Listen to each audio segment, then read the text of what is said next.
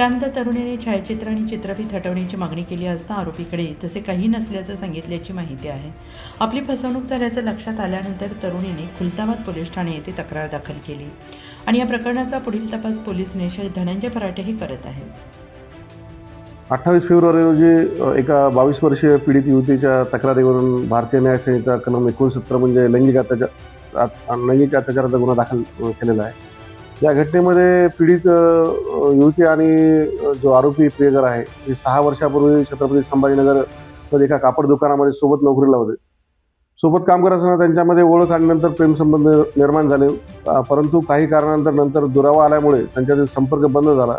सुमारे 3 वर्ष संपर्क नव्हता, परंतु 3 वर्षानंतर 1 महिन्यापूर्वी या आरोपीने परत पीडितेसोबत संपर्क साधला आणि त्याच्याकडे पीडितेचे काही जुने फोटो आणि व्हिडिओ आहेत अशी भीती दाखवून भेटण्यासाठी भाग पाडले. आणि जेव्हा पीडिता त्याला भेटण्यासाठी व्हिडिओ आणि फोटो डिलीट करण्यासाठी जेव्हा भेटण्यासाठी गेली तेव्हा त्याने लैंगिक अत्याचार केला असं पीडितेने तक्रार दिली आहे. त्याच्या तक्रार गुन्हा दाखल करून आरोपीला अटक केली आहे. 4 दिवसाची पोलीस कोठडी आहे. गावाची जी लॉजिंग आहे त्या लॉजिंगवर हा पूर्णपणे प्रकार घडलेला आहे.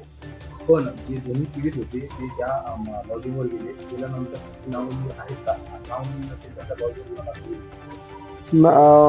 ज्या संबंधित लॉजच्या रेकॉर्डवर त्यांची नावं नोंदलेली आहेत त्याचे रजिस्टर आम्ही ताब्यात तपास करून जप्त केलेले आहे आणि त्यांचे नावं त्या रेकॉर्डवर आहे. आणि 4 दिवसाची पोलीस कोठडी.